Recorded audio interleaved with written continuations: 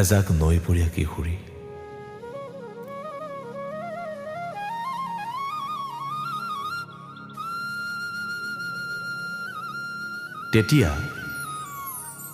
তেতিয়া নৈখন সৰব আছিল, যেতিয়া এজাক নৈপৰীয়া কিশোৰীয়ে খিলখিলাই হাঁহিছিল। সিহঁতৰ হাঁহিবোৰে সজীৱতা লৈ আহিছিল নৈৰ চৌপাশলৈ।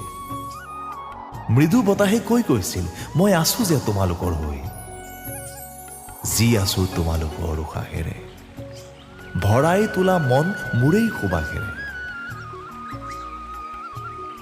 নৈপৰীয়া এটি সুহুৰিত হালধীয়া হৈ পৰা আবেলিও এৰি যাব নোখোজে এটি ছবি। আধা উদং পথাৰৰ মাজে মাজে কত যে লেচেৰি বুটলি। উদং কলা ফুলত তেজৰ জিলিকনি, তথাপি ভূক্ষেপ নাই অকণো। সৰিয়হ ফুলৰ মাজে মাজে প্ৰাণ চঞ্চলা হাঁহি বাগৰি আহে মাথো।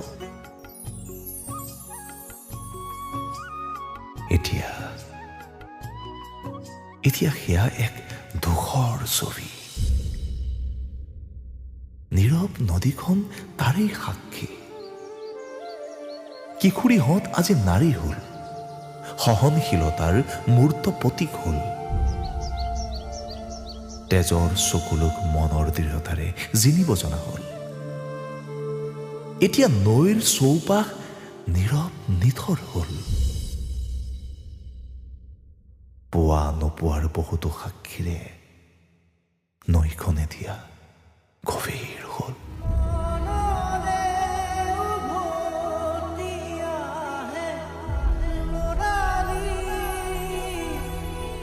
নৈখন এতিয়া গভীৰ হল।